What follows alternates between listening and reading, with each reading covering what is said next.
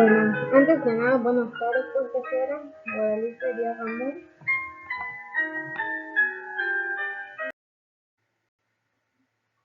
Aquí abarcaremos el tema de introducción al derecho. La introducción al derecho es una disciplina académica que proporciona una visión general de los conceptos, principios y estructuras fundamentales del sistema jurídico. Sirve como la base para los estudiantes del derecho, explicándoles qué es el derecho, por qué es necesario para la sociedad, cómo se organiza y cuáles son sus diferencias. Aquí veremos la clasificación del derecho. La clasificación del derecho resultan generalmente incompletos, en muchas cosas escapan a ellos grupos de normas y en otras normas que su semejanza pudiera agruparse en una misma rama. Tenemos derecho subjetivo, derecho objetivo. El derecho subjetivo público son los que tienen el hombre por el solo hecho de serlo, sin tomar en cuenta su sexo, edad o nacionalidad. Basta el hecho de ser hombre para convertirse en titular de esos derechos. Tenemos el derecho subjetivo político, son los que tienen los individuos cuando actúan en calidad de ciudadanos, miembros de un Estado, así como el mexicano, los ciudadanos del país y mayores de edad, y el derecho de votar y ser electo para los cargos de elección popular. También tenemos el derecho subjetivo civiles. Se dividen a su vez en personas y patrimoniales, también llamados privados, por ejemplo, el derecho que tiene el padre de educar a sus hijos o el derecho que tiene la esposa para exigir el alimento al esposo. En el derecho objetivo tenemos el derecho interno. El primero es la rama que rige la organización del Estado y de la constitución del gobierno, las relaciones del Estado particulares y eso con aquel. El segundo se ocupa de regir las relaciones de los particulares entre el público. Es el conjunto de las normas jurídicas que regulan las relaciones del Estado, como entre el soberano, como los ciudadanos o como otros. Estados. Derecho administrativo, derecho constitucional, derecho penal, derecho procesal, derecho del trabajo, derecho agrario, privado. Es el conjunto de disposiciones jurídicas que rigen las relaciones de los particulares, civil y mercantil. También tenemos el derecho externo o internacionales. Se llaman también interestatal o internacional. Derecho público es el conjunto de normas que rigen las relaciones de los diversos estados entre sí en tiempos de paz o de guerra. Derecho privado es el conjunto de normas que rigen a los particulares o sus bienes cuando, siendo nacionales de un estado, se encuentran en territorio de otro estado. Los conceptos fundamentales de la sociedad y el derecho. La relación entre la sociedad y el derecho es inseparable y recíproca, donde la sociedad crea el derecho como un fenómeno social para regular sus interacciones, resolver conflictos y mantener el orden, mientras que el derecho a su vez moldea la sociedad impulsando cambios y establecimientos, normas para una convivencia justa. Como tenemos el primer punto, individuo y sociedad. La relación entre individuo, sociedad y derecho se basa en el que el ser humano como individuo con necesidades y capacidades únicas se integran a la sociedad a través del proceso de la socialización y a la vez forman y es formado por ella. Relaciones sociales. Las relaciones sociales son interacciones humanas basadas en normas y costumbres, mientras que el derecho es el sistema de normas que regula estas relaciones, transformando las sociales en relaciones jurídicas para garantizar el orden, la justicia y la igualdad. Relaciones sociales y sus normas. El derecho regía las relaciones sociales al establecer normas de conducta, garantiza el derecho de resolver conflictos para asegurar el orden, la justicia y la convivencia en una sociedad. Se manifiesta en normas que definen la conducta permitida y prohibida, los deberes y facultades de los individuos y establece el mecanismo para sancionar el incumplimiento. Relaciones sociales y su regulación por el derecho. El derecho regula las relaciones sociales estableciendo normas de comportamiento, resolviendo conflictos y promoviendo la justicia para asegurar la convivencia y cohesión social. Las normas jurídicas se aplican de manera obligatoria y apoyan en sanciones y resueltas por los tribunales, lo que las distingue de lo moral o las costumbres. Las normas jurídicas son reglas obligadas dictadas por la autoridad legítima que regula la conducta humana, establecen derechos y deberes y son aplicadas mediante sanciones en caso de incumplimiento. Aquí en la ley el derecho es una norma de conducta obligatoria, general y abstracta, establecida por una autoridad competente para regular la convivencia social y cuyo incumplimiento acarrea una sanción. La sanción a las normas jurídicas. Con derecho a una sanción es la consecuencia o castigo impuesto por una autoridad ante el incumplimiento de una norma jurídica, con el propósito de reparar el daño, restaurar el orden o castigar al infractor. Moral y derecho. La moral y el derecho son dos sistemas normativos que rigen la conducta humana, pero se diferencian que la moral se centra en la conciencia individual, los fines internos es autónoma, mientras que el derecho se enfoca en la organización social, las relaciones externas es heterónomo y coercible, puede ser impuesto por la fuerza. Las fuentes de derecho. Está compuesta por los reglamentos, las leyes, las constituciones, fuentes formales, fuentes materiales, los tratados internacionales, fuentes históricas, la jurisprudencia, otras normas jurídicas particulares, la jerarquía de la jurisprudencia, los principios generales del derecho. Todo esto son leyes, son un conjunto de normas jurídicas que son emitidas por el legislativo, que llevan también de normas el poder ejecutivo que promueven y observan que estén realizando conforme a la ley. La constitución de normas son supremas, todo aquí es jurídico, o sea, todo es legal. Fuentes formales, actos y hechos a los cuales atribuyen una especie de actitud. Y fuentes históricos son documentos en donde han hecho declaraciones de derechos hacia los ciudadanos como personas en la política, o sea, en la Constitución de política de los Estados Unidos. Las personas físicas y sus atributos. Las personas físicas o individuos humanos tienen atributos legales como nombre, domicilio, estado civil, capacidad jurídica, nacionalidad y patrimonio que los identifica como sujetos de derechos y los distingue de otros. Estos atributos son necesarios, únicos, inalienables e imprescriptibles y les permite ejercer derechos y cumplir obligaciones, como podemos ver la personalidad, especies de personas, los atributos de la personalidad, residencia, el domicilio y sus especies, el nombre, el estado civil, principio y fin de la personalidad. Personas físicas y sus atributos. Las personas morales.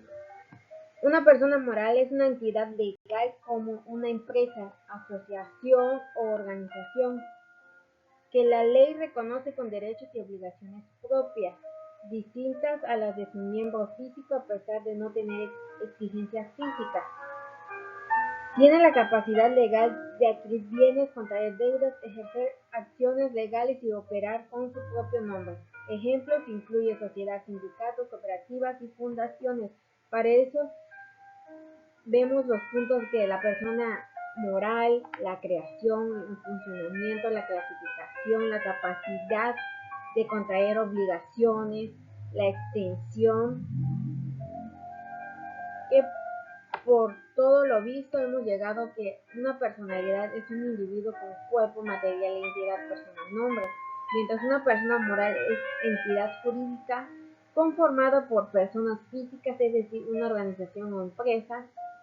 Las principales diferencias radican en la naturaleza, individual y colectividad, la identificación, nombre o razón social, la responsabilidad personal versus limitar, el patrimonio de la identidad y las formalidades legales.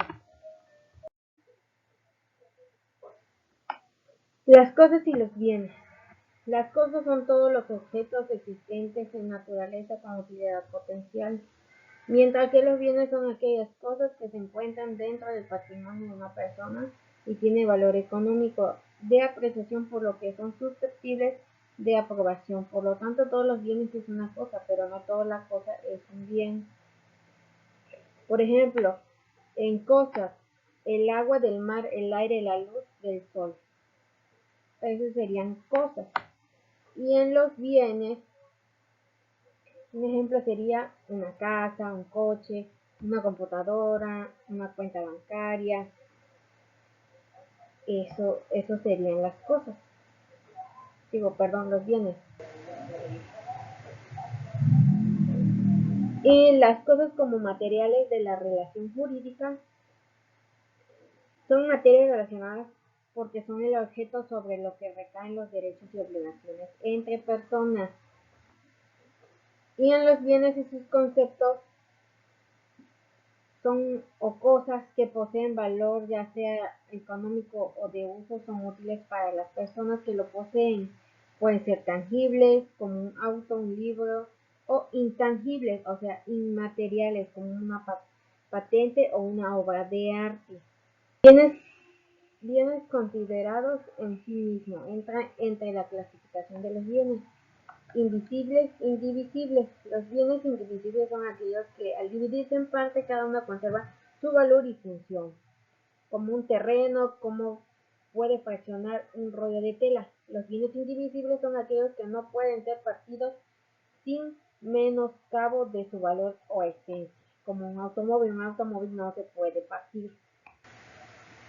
Los bienes simples son aquellos que constituyen una unidad insensible y no se pueden descomponer en partes pequeñas, como un caballo. Los bienes compuestos están conformados por una unión física de varias cosas simples que, a pesar de ser distintas, forman una sola unidad, como un automóvil. Está compuesta de llanta, motor. Y los bienes corpóreos e incorpóreos según su existencia física. Los bienes corpóreos son aquellos que tienen un cuerpo, pueden ser percibidos por los sentidos y ocupan lugar en el espacio, como un edificio o una computadora. Los bienes incorpóreos, en cambio, parecen de existencia física, no solo perceptible por los sentidos, sino consisten principalmente en derechos, como derechos de autor, como un software. Y en la clasificación vamos a hablar sobre bienes atendiendo a las personas a quienes pertenece. Están bienes de propiedad público, que son aquellos que pertenecen al Estado y están destinados a un uso común o un servicio por su valor cultural. La ley así lo establece. Por ejemplo, hablamos con la clase de la maestra, la estatua o la Torre Eiffel. Los bienes del poder público son los que pertenecen al Estado y pueden ser de uso común: calles, plazas, playas destinados a un servicio público, edificio de gobierno o un parque recreativo. Los bienes considerados en sí mismos se clasifican principalmente en bienes muebles e inmuebles, que distinguen por su capacidad de desplazamiento y permanencia Esta categoría incluye clasificaciones como fungibles y no fungibles. Pues bienes atendiendo a las personas a quienes pertenecen, como bienes de dominio público, propiedad del Estado, municipios o bienes privados. Propiedad de particulares. Los bienes de dominio público suelen estar destinados al uso común, al servicio público. Principales y accesorios. Ya para su función depende de un bien principal para tener existencia y se clasifican en funcionales como las cuerdas y la guitarra, y decorativos o ornamentales como las manijas de una puerta. La clasificación puede ser relativa. La propiedad es un derecho que tiene una persona sobre un bien para usarlo, disfrutarlo y disponer de él con las limitaciones. Es el principal derecho real, lo que permite al propietario transferirlo, venderlo, cederlo, incluso destruirlo y percibir los frutos del bien. Este derecho está protegido por el Estado, aunque puede ser restringido por causas de intereses públicos, siempre y cuando se cumpla con la indemnización.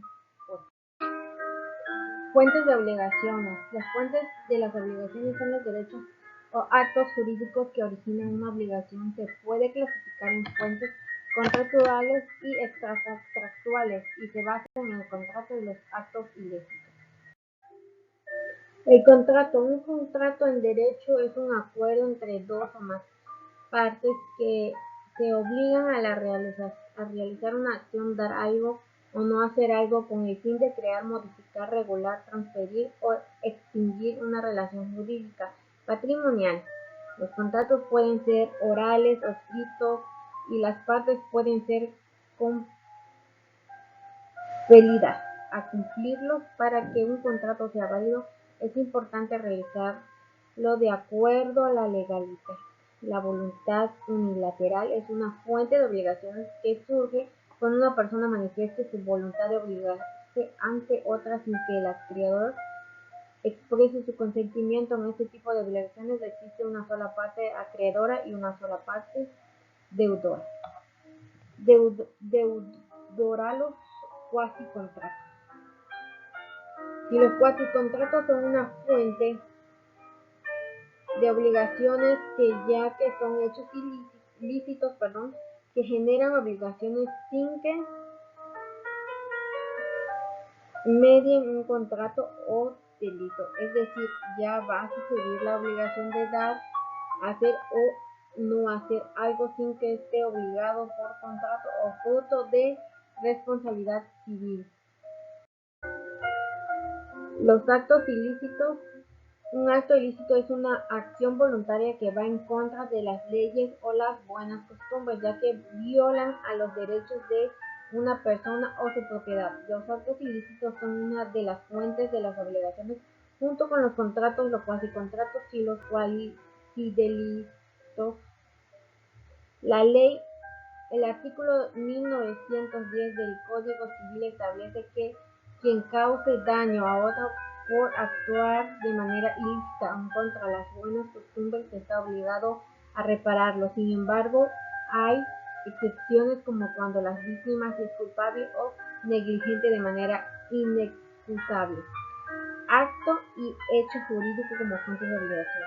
Hechos jurídicos son eventos, fenómenos o acciones que pueden tener consecuencias legales, ya sean naturales o sociales, sin que intervenga la voluntad de las partes. Algunos ejemplos son la muerte, el nacimiento, una declaración de guerra, un desastre natural o una catástrofe sanitaria.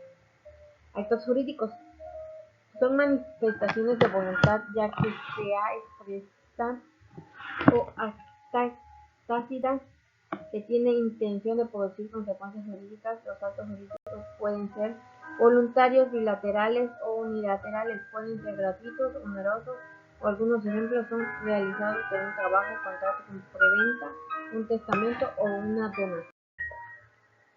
Modalidades de las obligaciones. La modalidad de las obligaciones son elementos que afectan a las obligaciones y pueden ser condición, plazo, modo.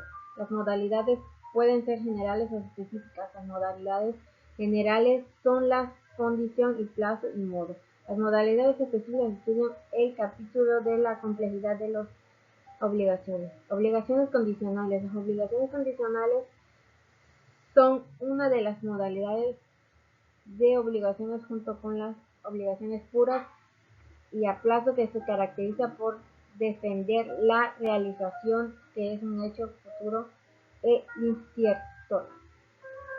Obligaciones a plazo, obligaciones simples. Obligaciones a plazo son una de las modalidades de las obligaciones junto con las obligaciones condicionales de las obligaciones consecutivas y alternativas. Las obligaciones mancomunadas. Una obligación a plazo es aquella en el que establece un día determinado para su cumplimiento. Obligaciones simples y complejas. Incierto, las obligaciones simples son aquellas que no están sujetas a ningún acontecimiento externo. Las obligaciones complejas son caracterizadas por tener múltiples sujetos, es decir, varios deudores o acreedores. Obligaciones divisibles. Las obligaciones divisibles son aquellas que pueden cumplir de manera parcial sin que se altere su valor o se desnaturalice. Un ejemplo de la obligación divisible es la entrega de una suma de dinero, ya que puede fraccionarse en partes. Obligaciones indivisibles. Por otro lado, las obligaciones indivisibles son aquellas que no pueden dividirse sin que se vea perjudicado su valor. En este tipo de obligaciones, los deudores deben cumplir con su compromiso. Si alguno de ellos no lo hace, es responsable de las transmisiones de las obligaciones. Es el cambio del sujeto acreedor a deudor. Es una relación jurídica obligatoria, manteniendo la misma obligación sin alterar las principales formas de la transmisión, con la cesión de derechos, cambio de acreedor, la cesión de deudas, es decir, cambio de deudor, y la subrogation. Un tercero paga la deuda y adquiere los derechos del acreedor. Aquí podemos ver el mapa de telaraña, donde anteriormente habíamos hablado sobre las modalidades de las obligaciones y fuentes de obligaciones.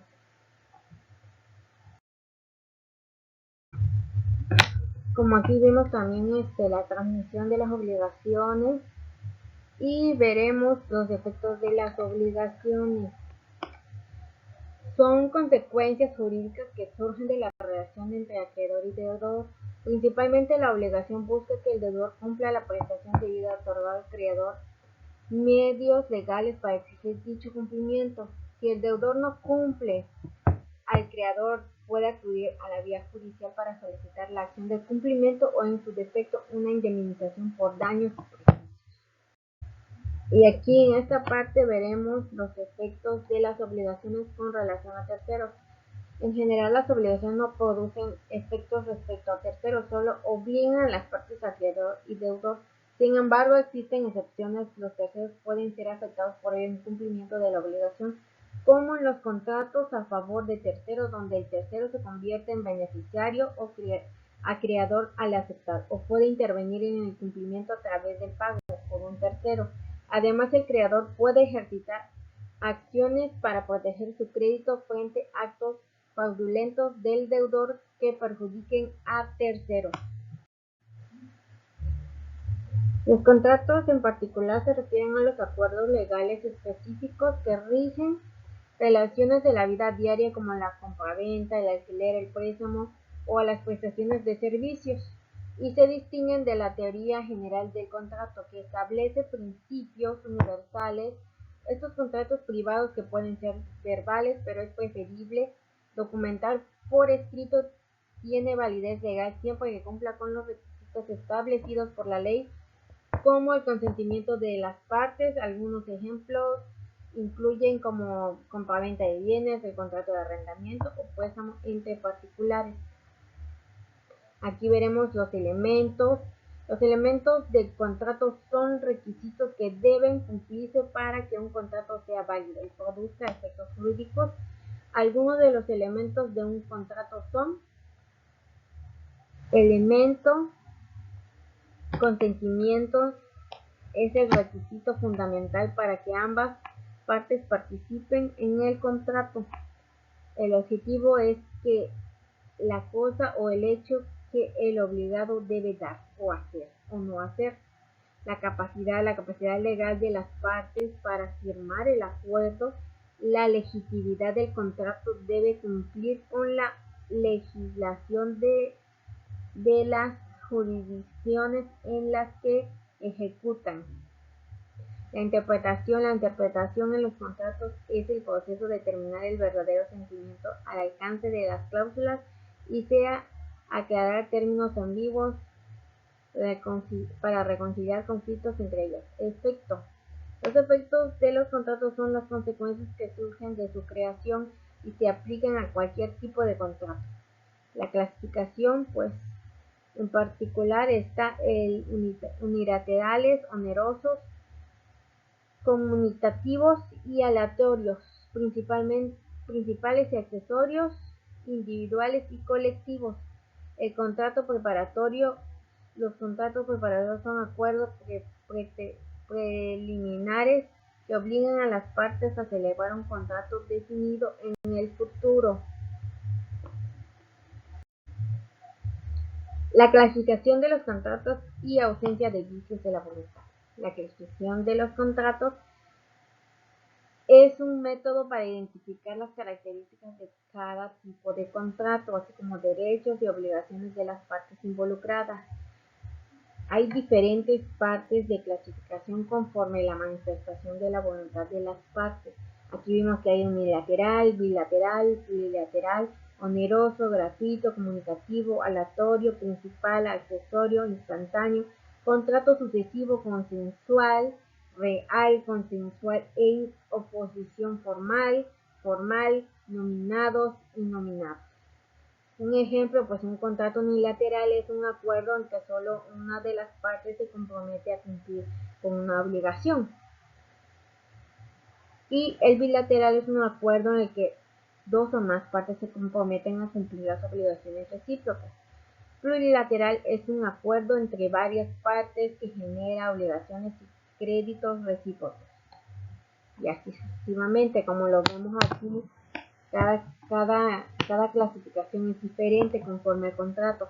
La clasificación de los contratos conforme a su naturaleza jurídica tienen como objetivo dar una visión global de la celebración de un contrato que, según la naturaleza jurídica, debe cumplir los requisitos y elementos que regulan el Código Civil. Ahí veremos el contrato de preparatorio, son acuerdos que establecen las obligaciones de celebrar un contrato definido en el futuro. Los translativos de uso y disfrute son acuerdos con los que una persona cede el uso de un bien a otra sin que se transfiera la propiedad. Prestaciones de servicio es un acuerdo entre dos partes que se comprometen a realizar el servicio o cambio de una compensación económica. Realización de un fin común son acuerdos entre dos o más personas que alcanzan el objetivo posible y no predominante. La garantía son acuerdos entre dos o más partes para garantizar que se cumplan las obligaciones económicas de una parte. Traslativos de dominio son acuerdos entre dos o más partes para transferir la propiedad. Contrato en específico es un contrato de compra que se celebra entre una entidad o dependencia o un proveedor. En caso de los contratos específicos, se celebran entre un empleador y un trabajador. Ausencia de los vicios de la voluntad. La ausencia de los vicios de la voluntad se refiere a que la voluntad de una persona se forma de manera libre e inteligente.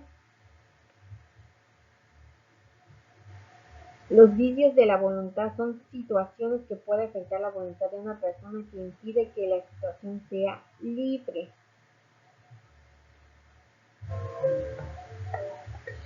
Por ejemplo, el error es un vicio de voluntad que se produce cuando la persona se basa en una creencia errónea para tomar su voluntad. Esto puede afectar la intención e interés de la persona. El dolo es un vicio de voluntad que se produce cuando se engaña a alguien para que celebre un contrato o realice un acto jurídico. Es una acción fraudulenta que busca causar daño a las personas. La mala fe es una ausencia de buena fe. y se asocia a la malicia, la falta de rectitud y la intención de engañar en el ámbito jurídico. Ejemplos de mala fe es la disimulación de un error por parte de un contratante para que el otro se obligue bajo a una falsa creencia.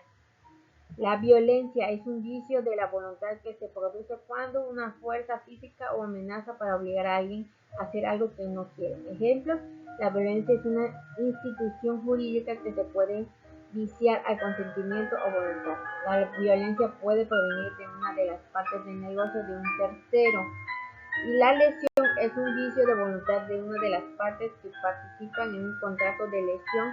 Genera cuando dos partes realizan un contrato y no existen equivalencia entre las prestaciones de persona-contrato bilaterales.